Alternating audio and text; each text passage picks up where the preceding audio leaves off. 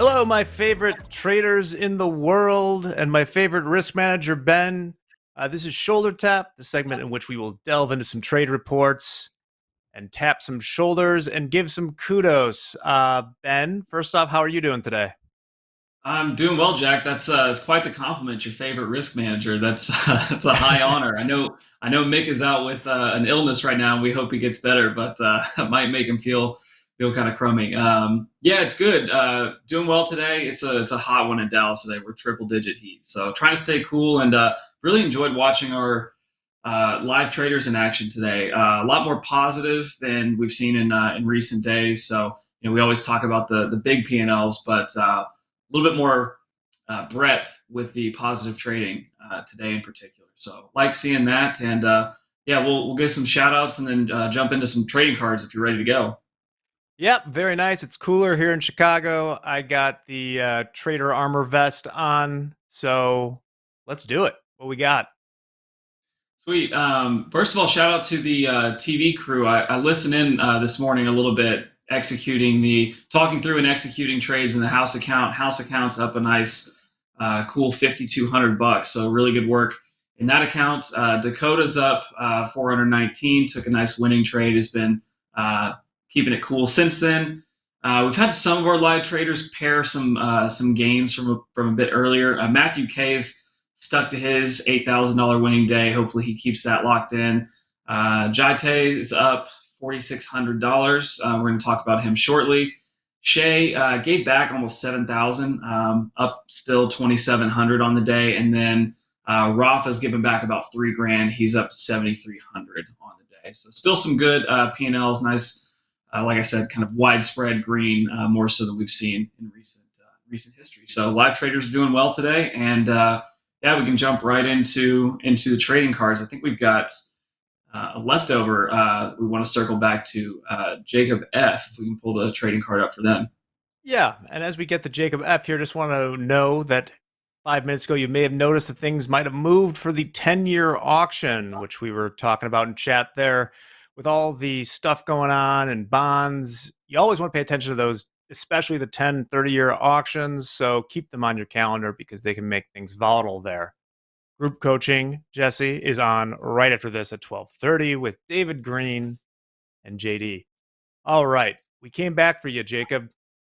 Yeah, we sure did. So Jacob, he's someone that we called up to at the end of last week. Didn't get around to featuring his trading cards. Still want to give him a shout out because we like the trading that we saw. Obviously, we're calling him up to a live account. It's 150K account size, that XFA that was called up to live. Trading with us from Newport Richey, Florida. Equities trader, trading the ES and NQ, averaging almost $800 a day as an average daily P&L. Now, get 94% winning days. That is on a sample size of 16 trading days. So not as much as we might normally like to see. Jack, I know we talk about that every time we do this segment. You know, the relationship between your winning day percentage and how many days you've actually looked at, traded on. That can be skewed a little bit with a small number of trading days, but 16 is not bad. More so, it's about how you handle the losers. When you see really high winning percentages like that, the risk team wants to see management of the downside, not snowballing and falling off a cliff. When you finally do have a losing trade, series of losing trades, or a losing day. And Jacob is managing that rather well. So minimizing the losing days. We like seeing that.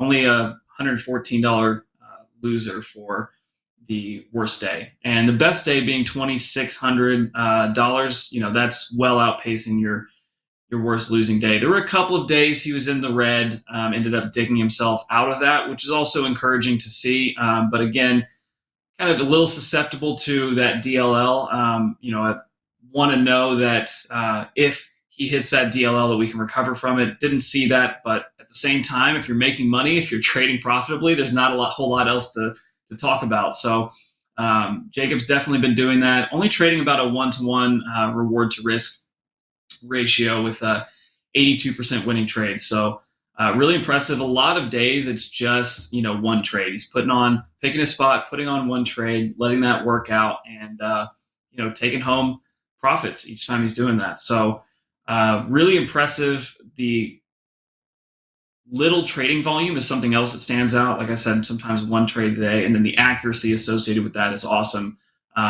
So lots to rave about. One thing I am cautious about, would give some advice to Jacob about, is the transfer to live. He did take a max payout in the transfer to live, so we're moving a balance of roughly $3,000 to the live account. That's not a lot of wiggle room, but for someone that is not really even at the lowest intraday P&L that I saw, being about $1,500, really doesn't lose a whole lot, and manages the downside when he is in the hole. So, just trade small, build up a cushion to begin with, and then once we have a nice cushion in that account, we're off to the races. And looking forward to seeing what Jacob can do in a live environment, and continue trading profitably. Is there anything in particular that jumped out at you on this trade report, Jack? Yes, there are a few things. And first, I want to say, Pip Shredder, I feel for you. Always been risk to reward my whole life. We do reward the risk here mostly because it's the ratio of winners to losers. It's easier to say, 2 to 1 or 3 to 1 than 1 to 2 or 1 to 3. So let's just call it, average winner to average loser. On this card, what's interesting, you mentioned the lowest losing day was 114. That's the only losing day out of 16. And that'll happen when you're winning 82% of your trades. I'm going to say, we have a lot of traders in the program.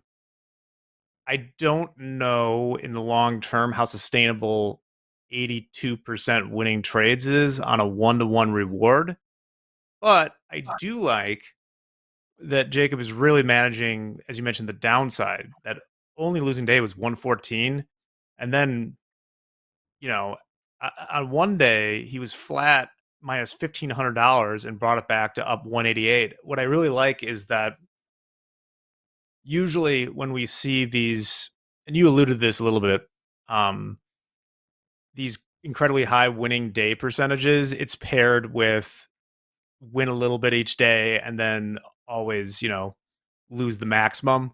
I forget off the top of my head. Someone in chat can help me. What was the name of our friend on the hot streaks list who had the 40 days or whatever, was making like a buck a trade and then eventually blew it out, lost more than the whole 40-day streak.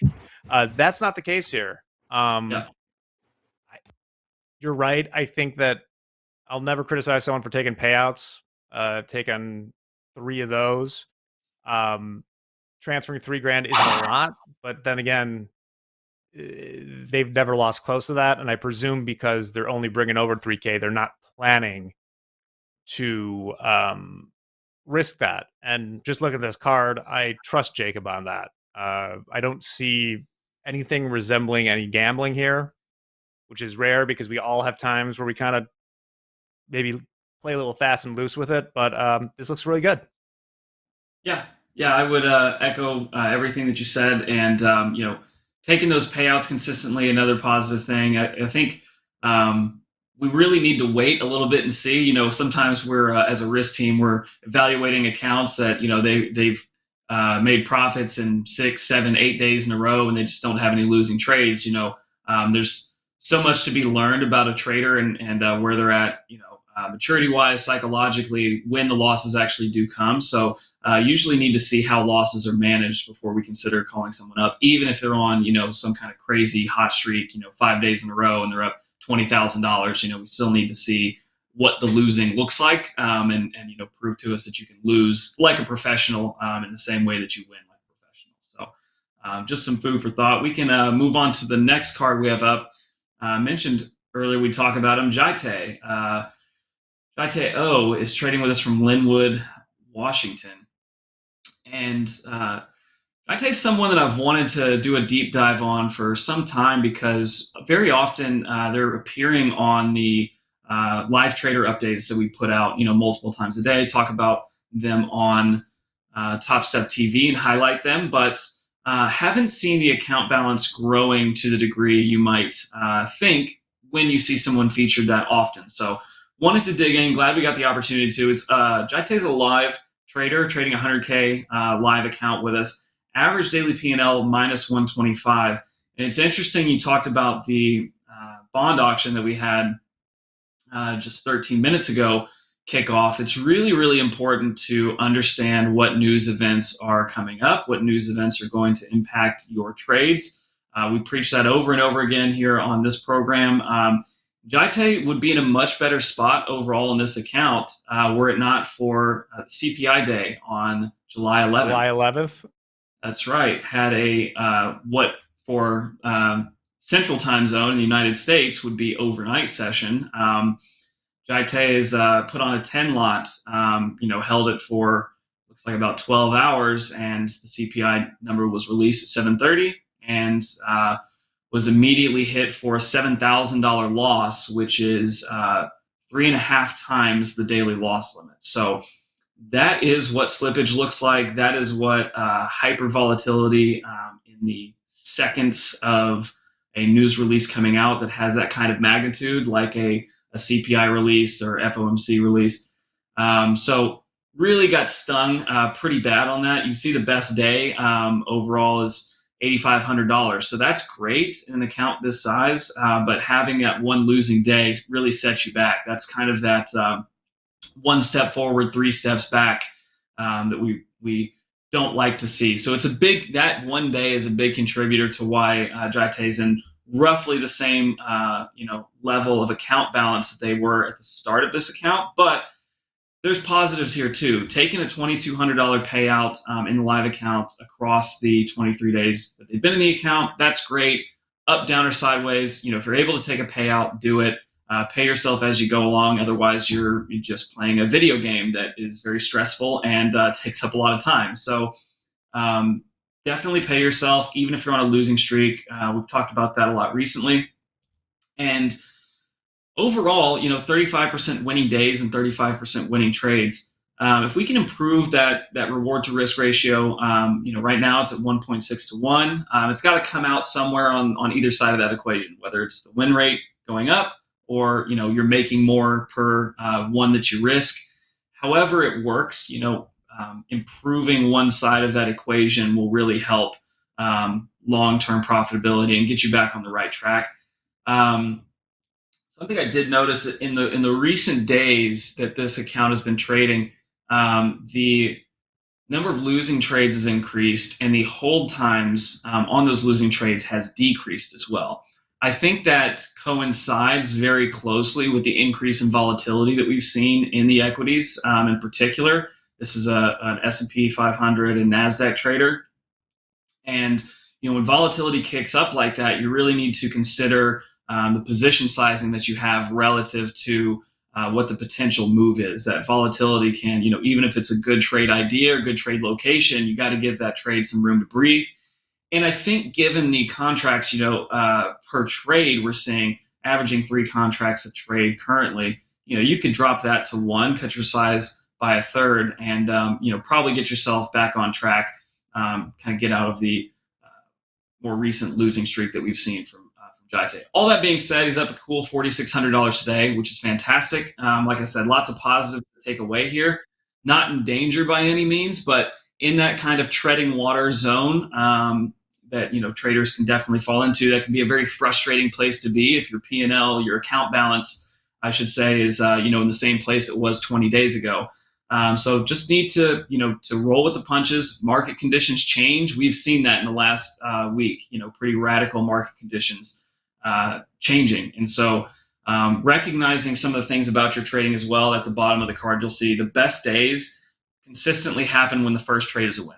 Right? The best days that we see out of this trader are 1, 2, or 3 trades. Usually, all of them are winners, and walks away on the day. So losing days are generally correlated with a little bit higher volume. So just a couple things, takeaways that I've noticed in dissecting this trading card, and hopefully, Jaite, if you're listening, you can implement some of those changes, do a little self-reflection, just tweak the trading just enough so that you can get yourself back on track to profitability in the way that you've proven that you can be over time. So what are your thoughts on this, Jack? Well, first off, ooh, doggy, we are pushing new lows in the ES and NQ right now. Saw Andre in there with the lookout below, so we'll keep an eye on that. Um, so somebody was talking about like how we're being hindsight capital here by um, criticizing real traders in unpredictable markets. We're not really criticizing, but also this is about risk management. And there's some things that have nothing to do with the unpredictable market. Okay. So for instance, the thing that really stands out to me is if you ask, has nothing to do with unpredictable markets, right? Um, this is a very pure club DLL card with 35% winning days on 23 trading days. So let's say that, I don't know, they have 13, 14, 15 losing days. After that many losing days, if your average losing day is nearly $500 lower than the daily loss limit for that size of account, something is going awry. Okay. And even we mentioned the CPI thing, but it's sorry, we have a very angry toddler about this. Maybe you guys can't hear it. So, even disregarding that day, every losing day is the daily loss limit here. And I'd say about 70, 80% of those losing days are beyond the loss limit because of slippage. Okay. Do not use the auto liquidation with size as your out for the trade. If you think, if you want to respect your loss limit, you got to cut it a little bit earlier than that. Especially if you're trading. I haven't even looked yet. I'm going to guess they're trading the NASDAQ mostly. I'm not wrong. Is that if you have, look at the NASDAQ ladder, right? I mean, it's kind of thin. If you take a 10 lot and it's auto liquidated by us, you're going to lose more than whatever you had your target at. So that has nothing to do with how you trade or critique or stuff like that. That's just something you can't do. It's not going to work. So that's what I'd say here. Positive, you know, this person has shown the ability to make 4 times that loss limit when they do, which is necessary to Right. keep them afloat right now. But um, yeah, the loss Yeah, limit is a absolutely. limit. It's not like a recommendation for when you're losing, you have to go to it. Don't do that. Yeah, and I don't want it to be perceived as dogging on our traders. I mean, Jaite's in this live account for a reason. They're proven profitability over a period of time, and like I said, there's a lot of positives to take away here. It's not necessarily hindsight trading or saying you should have done this, that, or the other thing. Like Jack's talking about, it's managing your downside. Ultimately, you're responsible for how much you can lose on an individual trade, and understanding and viewing market conditions so that you can recognize when, wow, today's significantly different. We did 4 times the ATR in the Nasdaq on Monday or whenever that was, the massive sell-off. So just understand that, and try and mitigate your downside is the only thing you can do, because clearly Jaite's proven that taking $4, $5, $6,000, $8,000 out of the market in a single day is within their capabilities. Just have to give yourself a shot to actually do that by modifying position size or any number of different variables in your trading. This is an imperfect practice. There's always room to get better, and that's what we expect out of our live traders at Topstep. We want you to continue to get better over time. Complacency is an easy way to lose your live account. So we can move on to our last trading card if you're ready, Jack. Yeah, and as we move it, I'll continue this heater just a little bit further. Is it like if you look at the huge hedge funds or massive prop shops and stuff, 'cause you hear a lot of like, it's hard, analyze your trade, show us that you make a ton of money. It's like they don't have the rock star trader at any of these huge hedge funds isn't in charge of managing risk. The risk management department is separate and meant to do that, to manage risk and basically save the risk takers from themselves, for lack of a better thing. So, like, sometimes it's helpful to take a look back and see, like, okay, these are some actionable things that aren't going to work. With that, Michael P. Yep. Let's give Michael a shout out. Someone that we decided to call up to live just yesterday. So trading with us from Mission, Texas, in a 100K XFA. Really like the trading here. Average daily P&L $363. Willing to trade the Nasdaq and the micro Nasdaq. Another sign that they're conscious of the downside and the risks they're putting on an individual trade. 68% winning days and 47% winning trades is great.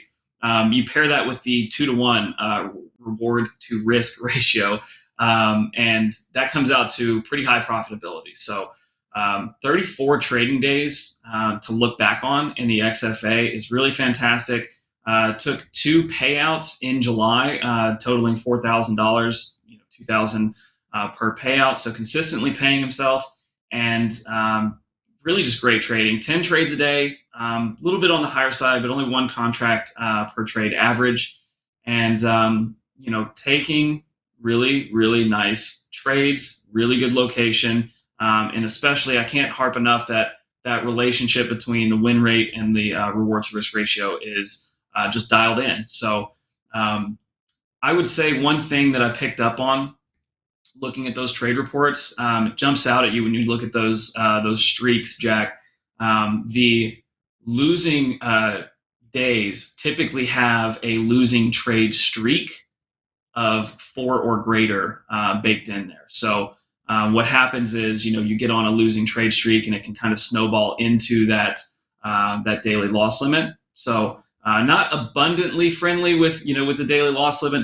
Definitely not shy about hitting it either. So that's something relatively simple you could look at, implement potentially. If you say, I'm going to give myself the yellow light with 2 losses in a row, and if I have 4 losses in a row, I'm going to cut that off so that you can try to minimize your losing days, and then still you're in a position to capitalize on those best winning days. Because again, if you look at the winning days, you'll see those similarly several winning trades in a row, a nice long winning streak. So just about seeing the market well versus not seeing it well, and if you're not seeing it well, being mature enough to cut yourself off earlier to try and take smaller losses on the day. That's pretty much the only small bit of advice I could give. Obviously, look at your own trading data. Look at what you personally could do better or might want to do better, and implement changes like that. But don't want to tweak anything too much. Ultimately, we're seeing 34 trading days of these type of statistics. About time Michael moves into a live account, starts taking it out of the live markets. First off, this is a different Michael P. I can see their name here. It is these would not be MP's numbers, but yeah, you could tell these are really doable numbers. There's no like 82% winners or things like that. When I see, you mentioned the streaks, but when I see 47% winning trades, 68% winning days, it means they're definitely packing those losers into the losing days. So maybe a little bit of over trading there. I think that I can tell that they're, as you said, trading 1 or 2. We talked about like the over slippage in the last one. This person is not against hitting the loss limit, but there's not a lot of slippage beyond that. What else is going on here? Pretty consistent. This person's definitely not what we would call a home run hitter, and that's completely fine. Um, it's a much more consistent card than some of the others that we have seen. Overall, if you're averaging $363 a day after 34 days, and I think you have it on there, the largest winning day. Do you have that on there? I'll find it real quick. I think it's only like, I think I saw a $3,500 day, maybe. Yeah, 3,500. Uh, that's not crazy, right? Like Right. that to me it talks to it being being durable, possibly, right? As opposed to if we saw that they had like one $20,000 day and then crickets since then. So I think this is a good, promising card. Maybe avoid stacking them on when you're in the hole. That seems to be a theme here. But yeah, good trading, Michael. Yeah, this one made me smile. We review, as a risk team. We review hundreds of XFA traders that meet certain criteria every single day, and sometimes you come across a card like this where there's a nice track record, good metrics. Everything points to yes. We're calling Michael up to live and looking forward to it. So shout out to you, Michael, and yeah, that's all we got for today. All right. Well, with that, Ben, thank you very much. We went a little long because we got into it. Let me check to see what the market's doing. Oh, a little bounce back. We shan't collapse today, apparently. With that, we got JD and David Green coming up next for group coaching. You'll want to stick around for that. Ben, thanks again, man. Of course. Have a good one, Jack. All right. Have a good one. Shoulder tap yourself. Call yourself out on your own bullshit. And we'll be back tomorrow. We'll see you all right after the break. Bye bye.